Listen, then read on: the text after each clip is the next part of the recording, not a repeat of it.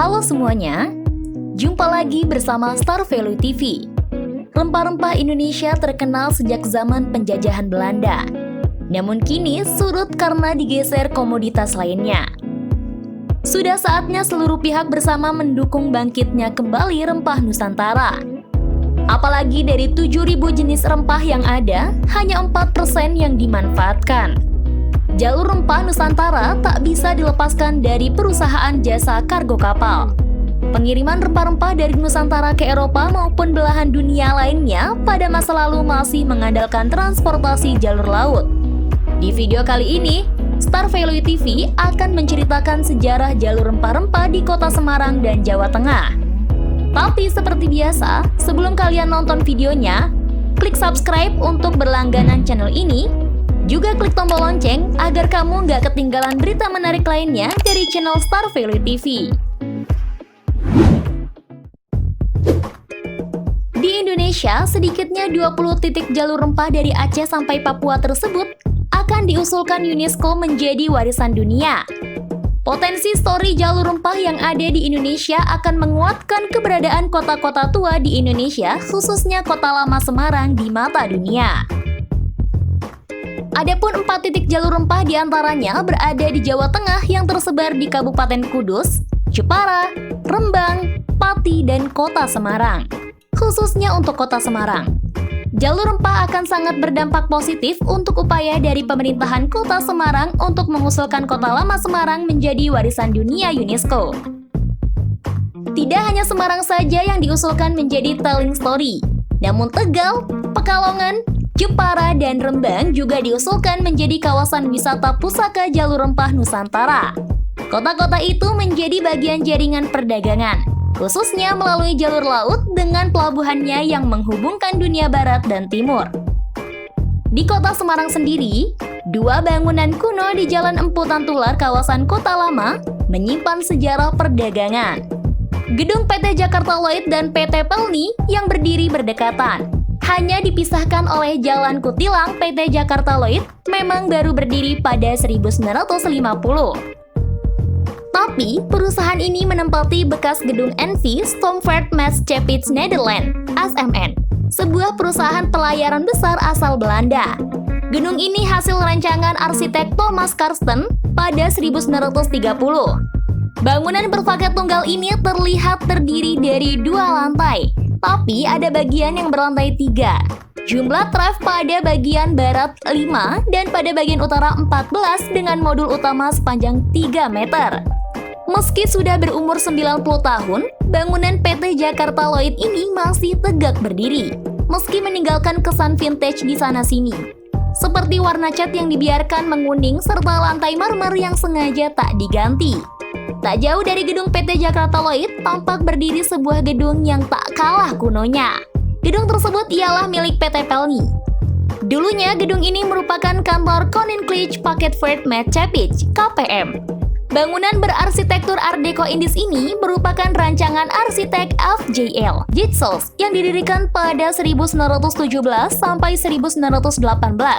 KPM merupakan kantor ekspedisi dengan kapal api antar benua dan pulau-pulau di daerah kekuasaan Hindia Belanda. 2 gedung milik perusahaan pelayaran tersebut berdiri di dekat Kali Semarang. Tak jauh dari gardu pandang Sleko yang dulu menjadi kantor Syah Bandar dan gerbang masuk jalur perdagangan air ke pusat Kota Semarang. Pada masa dibangunnya gedung tersebut, sungai di Kota Semarang cukup dalam dan lebar sehingga dapat dilayari kapal-kapal dengan ukuran yang cukup besar. Kapal juga bisa merapat dan bongkar muat di depan kantor secara langsung. Kini, meski di bagian depan bangunan sempat dilakukan perbaikan, Namun bangunan-bangunan di dalam serta di sampingnya masih tampak lawas. Perdagangan rempah dan hasil bumi di Hindia Belanda juga tak bisa dipisahkan dengan keberadaan Quanjian Concern yang didirikan Oei Sin. Kemudian diteruskan putranya Oei Tiong Ham. Quanjian Concern yang selanjutnya bertransformasi menjadi Oei Tiong Ham Concern bisa dikatakan menguasai perdagangan hasil bumi di Semarang maupun Hindia Belanda. Oei Tiong Ham memulai bisnis pertamanya dengan hasil bumi seperti kopi, karet, kapuk, gambir, tapioka, serta opium. Puncaknya ketika ia mengeksekusi 5 pabrik gula yang akan bangkrut, yaitu pabrik gula Pakis di Pati, Rejo Agung di Madiun, Ponen di Jombang, Tanggulangin di Sidoarjo, dan Krebet di Malang.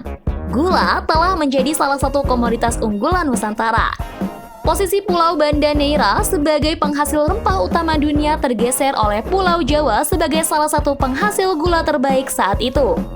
Pada rentang tahun 1800 sampai 1930, gula menjadi produk olahan alam terpenting di dunia.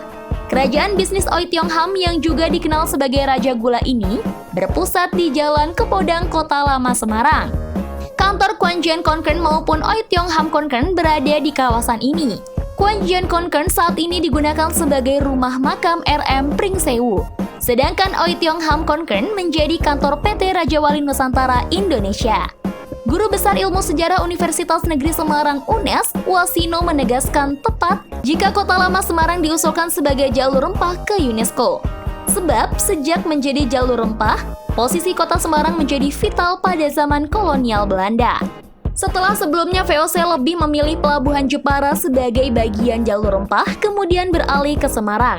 Dan Semarang merupakan salah satu wilayah yang dikelola oleh VOC atas hadiah dari Raja Mataram Amangkurat II. Kemudian Pelabuhan Kota Lama dekat Jembatan Berok menjadi titik strategis untuk mengirim rempah ke Surabaya dan wilayah sekitarnya. Penulis dan penjelajah bangsa Portugis, Duarte Barbosa, yang sempat ke Nusantara sekitar abad 16 menggambarkan makmurnya kota-kota pelabuhan di pantai utara Jawa, yang kekayaannya dari perdagangan rempah-rempah sangat besar. Tidak pernah dijumpainya dimanapun sebelumnya. Kesimpulannya, perdagangan rempah pada masa lalu menghadirkan interaksi antara masyarakat dari berbagai bangsa dan menjadi ajang pertukaran budaya. Jalur rempah juga merupakan saksi perkembangan dan pasang surut peradaban bangsa. Nah, itu tadi sekilas info tentang sejarah jalur rempah-rempah di Semarang dan Jawa Tengah. Jika kalian punya rencana untuk berlibur ke Semarang dan Jawa Tengah, kalian bisa tanya-tanya ke admin Star Value TV atau ikutan wisata ke Semarang bersama Star Value Tour dan rasakan sensasi wisata yang berbeda dari tur umum yang ada. Untuk informasi lebih lanjut, hubungi nomor yang ada di layar teman-teman saat ini.